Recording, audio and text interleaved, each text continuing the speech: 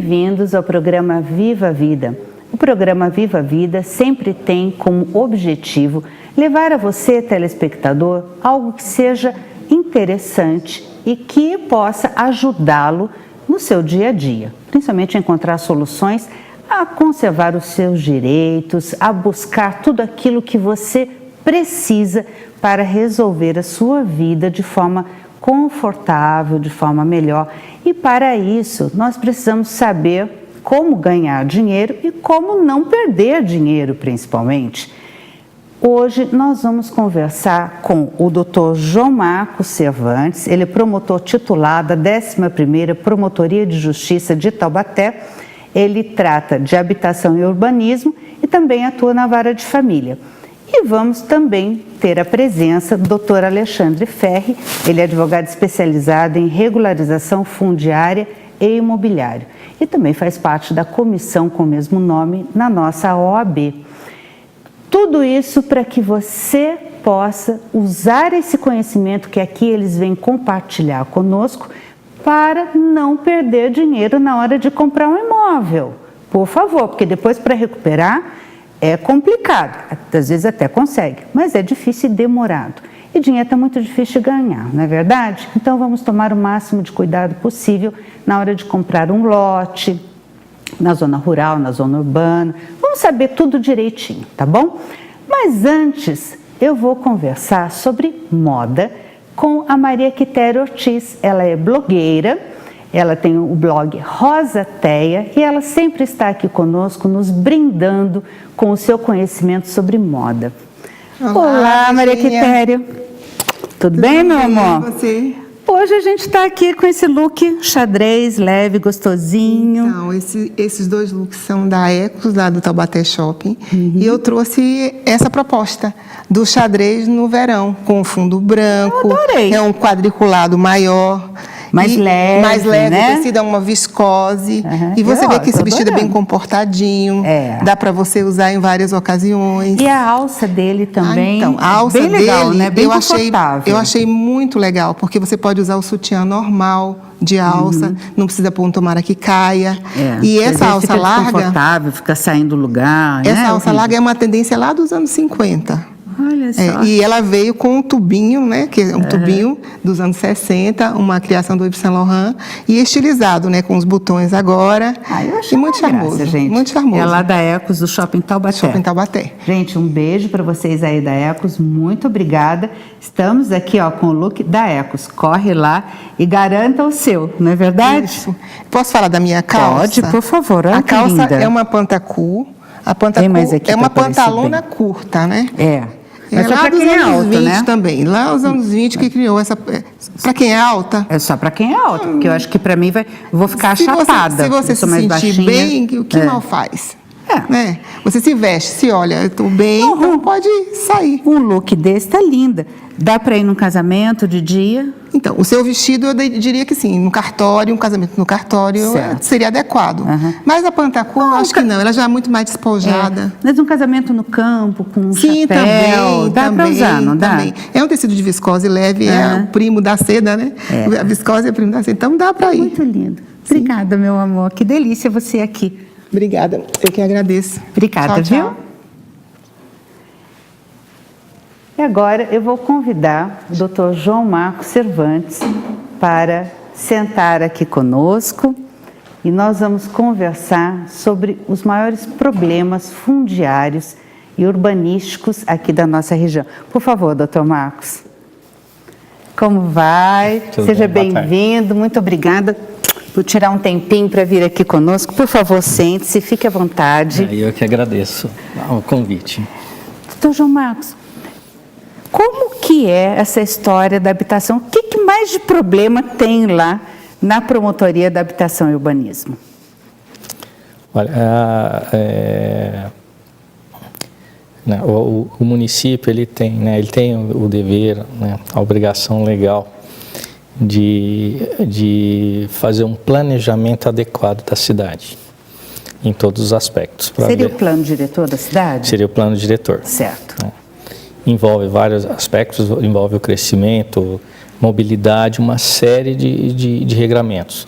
para que se possa utilizar da melhor forma possível o dinheiro público e trazer um bem-estar para a cidade e para toda a população. Toda a população. Né? Então, existe o plano diretor que esboça esse planejamento que o município tem que fazer com a colaboração de toda a sociedade, né, de todo o munícipe, através de audiências públicas, para traçar metas de crescimento e fazer que o crescimento seja adequado dentro daquilo que o ordenamento jurídico permite. Porque a gente vê muitas vezes, né, um crescimento desorganizado, na verdade, né? As áreas, vamos dizer assim, satélites da cidade começam a ser picotadas e começam a nascer muitos loteamentos clandestinos, irregulares, né, doutor João? E isso acaba trazendo um desconforto, uma desvalorização, inclusive, para a região onde isso acontece.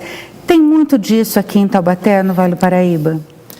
Olha, esse é um problema que ele é enfrentar, que ele ocorre no país inteiro. No país inteiro? Então não né? E a nossa região não é diferente. Ou seja, né, a gente percebe que a maioria dos municípios, né, de variados tamanhos, né, há esse crescimento desordenado. Né?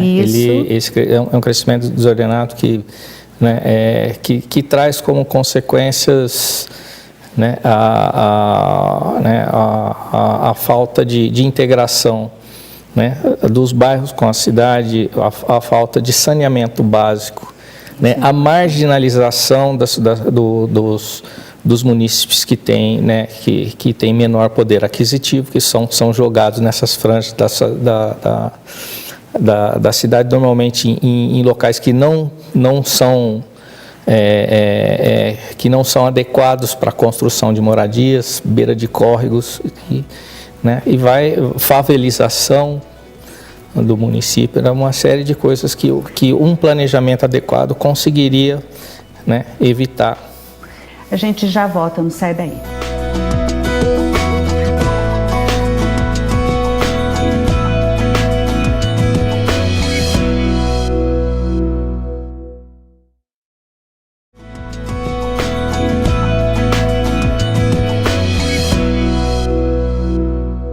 Estou aqui conversando com o promotor de justiça de Taubaté, da 11ª Promotoria de Justiça de Taubaté, Dr. João Marcos Cervantes, e estamos falando sobre loteamentos clandestinos.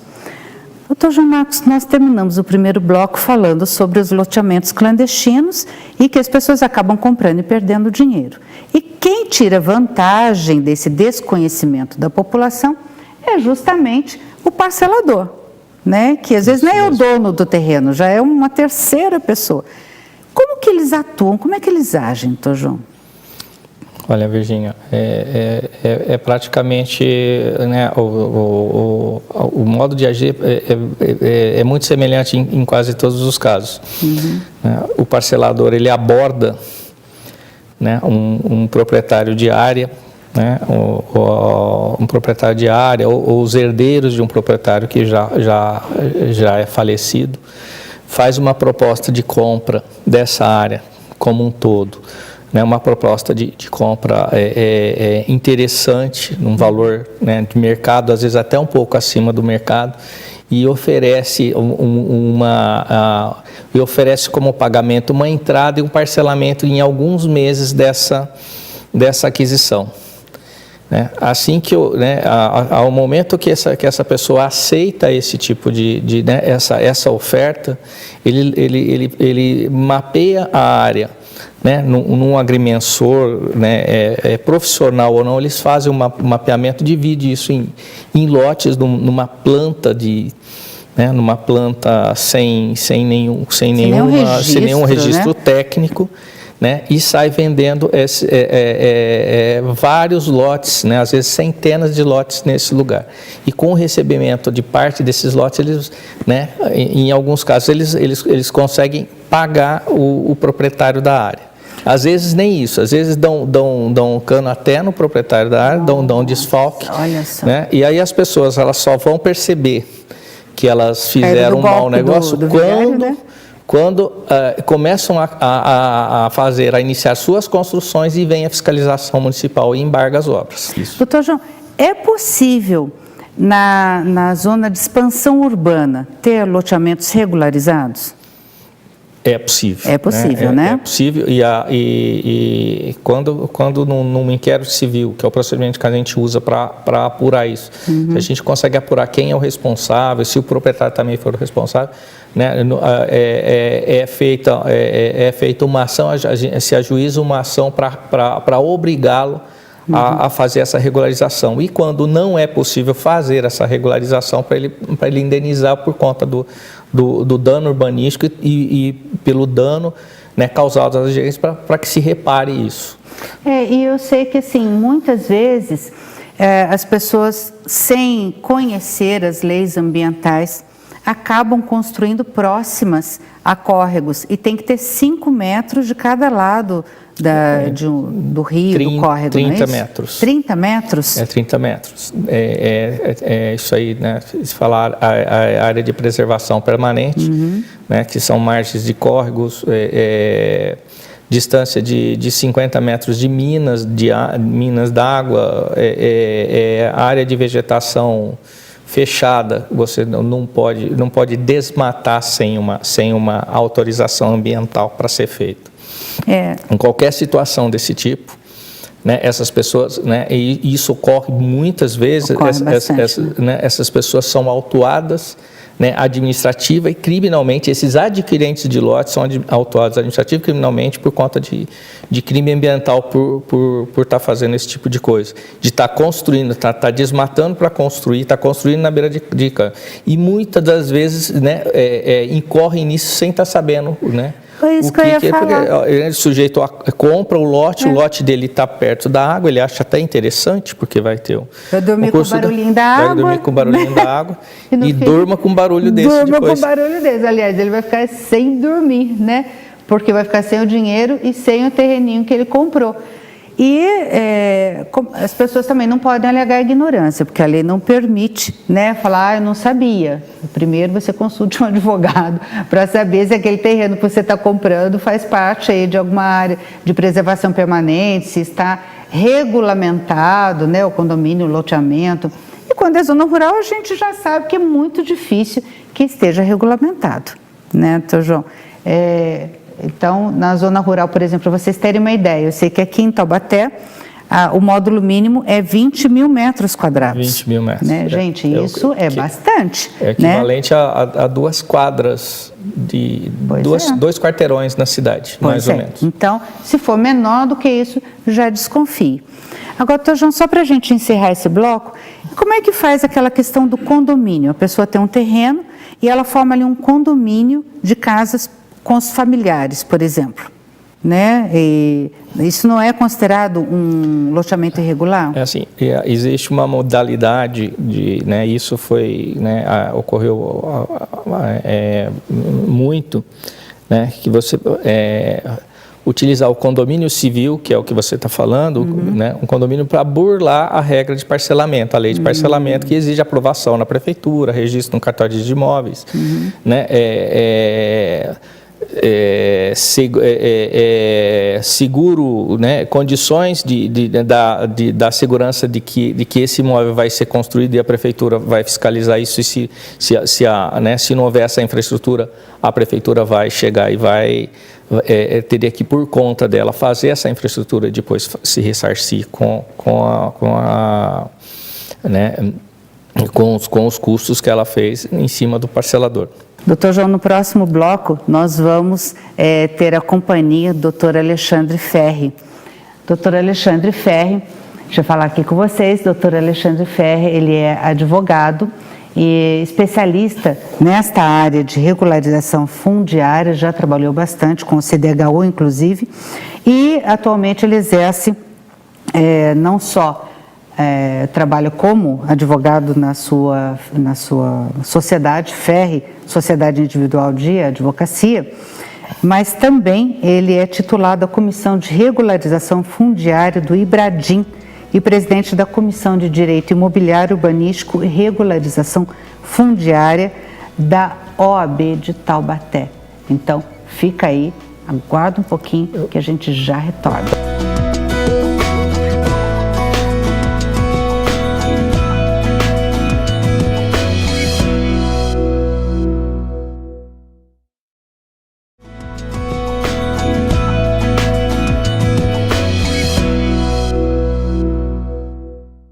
No último bloco, nós estávamos conversando com o Dr. João Marcos Cervantes, ele é promotor de justiça, sobre os loteamentos irregulares e clandestinos. Se a pessoa já adquiriu o seu imóvel ali e está solicitando a infraestrutura e tudo mais, porque ela desconhecia a irregularidade, como é que faz, né? Doutor João, como é que fica essa história?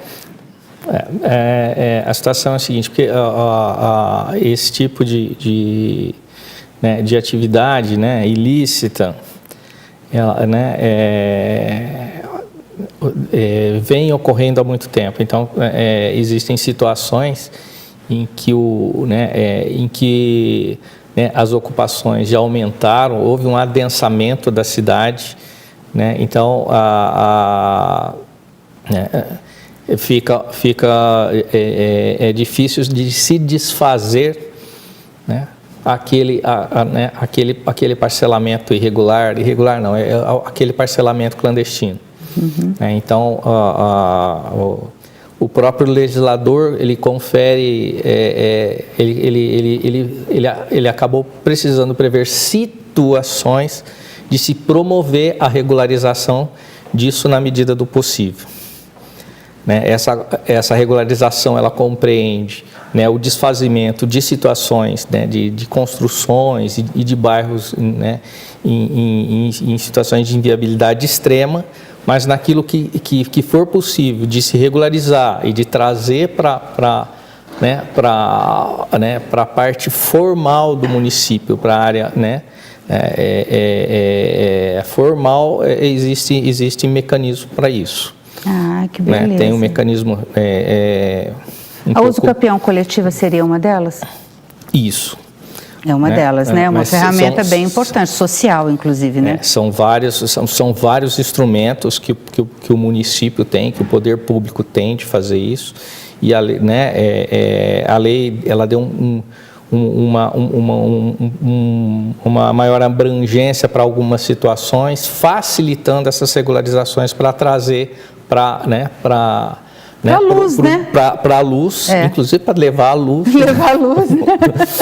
Para essas situações. Literalmente. Né? Para esses adensamentos em que se tornou inviável né, ser feito o desfazimento. Quer dizer, o prejuízo social é tão grande que tem que encontrar uma forma de regularizar tudo, né? Isso, né? Isso não deixa, né? Isso aí são soluções, né? Foi o remédio encontrado, mas isso aí traz um prejuízo para a população, né? Para a população, para o município como um todo, porque o gasto é muito maior quando você faz esse tipo de reparação do que aquilo que o município consegue fazer planejado. Certo. Até em termos de custo de infraestrutura, de você levar sistema de coleta de esgoto, de fornecimento de água para lugares distantes, né, que estão fora da rede urbana do município. Tá. Vamos conversar com o doutor Alexandre Ferre agora. Eu vou convidar o doutor Alexandre para compor aqui a nossa discussão, para sabermos dele. Doutor Alexandre, por favor. Tudo bem? Como vai? Seja bem-vindo. Obrigado. Muito obrigada. Por favor, sente-se, fique à vontade. Obrigado. Doutor Alexandre, nós estávamos aqui conversando justamente sobre a regularização fundiária quando o prejuízo social é muito maior, né, do que desfazer aquilo que está irregular ali, que é clandestino. O que o senhor sugere para aquele cidadão que está numa situação dessa? Em Taubaté, aqui na região, tem muito? Olha, esse problema não atinge só Taubaté em específico, ele atinge o Brasil inteiro, né? Nós fazemos parte da comissão da OAB de regularização fundiária e a gente fez um diagnóstico onde tem cadastrado de imóveis urbanos 60 milhões de imóveis cadastrados. Desses 60 milhões, 50%, ou seja, 30 milhões de imóveis urbanos estão de uma forma irregular. Sem falar de zona rural. Sem falar de zona rural. Só de zona urbana. Isso zona urbana. Então nós temos 30 milhões de imóveis urbanos. E a falsa percepção nossa, né, que eu falo nossa, que eu também desconhecia isso até não trabalhar com isso há mais de 15 anos, a gente tinha aquela falsa percepção de achar que a irregularidade fundiária ela só existia na favela. Na verdade, ela existe num conjunto habitacional, ela existe num condomínio de alto padrão, ela existe em sítios de recreio, em chácaras, em zona rural, enfim. Então ela tem uma série de fatores, em apartamentos, por exemplo, que não tem convenção de condomínio. Então isso é uma irregularidade fundiária, a gente considera isso como uma irregularidade fundiária. Porque dentro dessa irregularidade você traz uma série de prejuízos para o município, como o Dr. João Marcos estava falando. Primeiro que você tem as questões de todo o equipamento público, infraestrutura, saneamento básico, água encanada, mas por outro lado também você tem a renúncia de receita, porque a pessoa que construiu no parcelamento irregular, ele não paga o imposto devido, que é o imposto de propriedade urbana, então, que é o IPTU. Né? E aí o que acontece? O município deixa de levar aquele serviço para quem está contribuindo e leva o serviço para quem não contribui. Então isso é uma forma também, né, de uma renúncia de receita. Além disso, você tem o problema da sonegação, porque todas as comercializações que são realizadas, elas não são levadas a registro. Consequentemente, ela não recolhe o ITBI, ela não recolhe o ITCMD, então, quer dizer, ela frustra o mercado e a economia de uma tal maneira que, se a gente for pensar isso, e tem estudiosos já da Fundação Getúlio Vargas trabalhando nesse sentido, que se a gente fizesse uma regularização fundiária e trouxesse todos esses problemas, a gente economizaria em torno de R$1 trilhão, que é a economia da Previdência. Então, para você ver o impacto da irregularidade fundiária. Olha o tamanho da coisa. É muito grande. Agora, a pessoa, o telespectador que está ali nos assistindo, como é que ele vai saber se aquele terreno que ele comprou está regularizado ou faz parte aí de uma situação irregular? A primeira coisa que ele tem que desconfiar é o preço. Porque é o seguinte, quando ele vai comprar um imóvel, se está tão abaixo do valor do mercado, com certeza é porque ele tem alguma irregularidade. Porque quando você compra um imóvel no mercado informal, ele vale de 40% a 50% abaixo do valor de mercado. Porque ele não tem infraestrutura nenhuma, ele não tem água, não tem luz, enfim. Ele não tem registro, então você também não precisa pagar nada. Então, o que a gente passa, né, a título de orientação na própria OAB? Consulte, antes desconfie do preço. Se o preço mesmo assim você achar, consulte a prefeitura. A prefeitura tem o diagnóstico de tem um mapeamento dessas áreas. Se for em área irregular, pior ainda, porque o módulo mínimo é 20 mil metros. Então, se você vai comprar um módulo na de zona 1.000 rural, metros, né, na zona rural, você pode desconfiar que não foi feito um parcelamento irregular. Entendi. Que com certeza foi feito um parcelamento irregular. Agora, dá para regularizar, doutor Alexandre? Depende. Depende muito da consolidação do núcleo, quanto tempo ele já está consolidado, se ele tem algum tipo de equipamento público, né, porque não é pura e simplesmente o fato de ele já estar ocupando. Você tem que ver algumas características, alguns requisitos que tem que ter, que a legislação permite, né, porque a prefeitura que vai ser o grande ator da regularização. E a prefeitura só pode fazer o que a lei determina. Então a lei determina que é o seguinte, que eu tenho que ter 3 equipamentos básicos, que é a água encanada, o saneamento básico e a iluminação. Se eu não tivesse esses requisitos, depende. Tem outra alternativa? Tem, mas vai depender muito do tempo de ocupação desse município, de consolidação desse núcleo. Porque daí, se ele se transformou numa fórmula irreversível, daí é mais fácil para o município regularizar do que remanejar. Né? O impacto disso é muito grande. Doutor Alexandre, quem estiver aqui nos assistindo, se tiver mais alguma dúvida, pode procurá-lo na OAB, o senhor faz esse trabalho de orientação lá na OAB, em algum dia da semana? A gente tem uma comissão aqui na OAB em Taubaté, na qual eu sou presidente, que é a Comissão de Regularização Fundiária, Imobiliária e Direito Urbanístico, e eu sou vice-presidente da Comissão da OAB de São Paulo, né, na qualidade de regularização fundiária. Mas qualquer dúvida pode ser tirada junto à OAB, a gente participa, a intenção nossa é fazer reuniões bimestrais, né, de 2 em 2 meses ali, para que a gente possa trocar alguma ideia relacionada ao plano diretor, a situação de crescimento desordenado do município, alguns meios e freios de controle do crescimento desordenado, porque tudo isso acarreta um problema. Acarreta um problema de saúde pública. Hoje a gente tem aí 35 milhões de brasileiros vivendo sem o saneamento básico. você tem aí 15% dessa população sofrendo algum tipo de saúde em virtude da falta de saneamento básico. E isso traz um prejuízo muito grande para o governo federal. Acaba sobrecarregando o próprio Sistema Único de Saúde, Sim. né, que já está tão deficiente. Sim. Né? Doutor Alexandre, infelizmente o nosso tempo é muito curto, né? Gostaríamos de recebê-lo aqui num próximo programa para tirar outras dúvidas que vierem a surgir.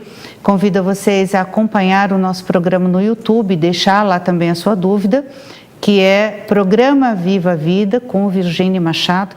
Tem que colocar tudo, porque senão Viva a Vida, Programa Vida, tem um monte lá. Então é Programa Viva a Vida, Virgínia Machado.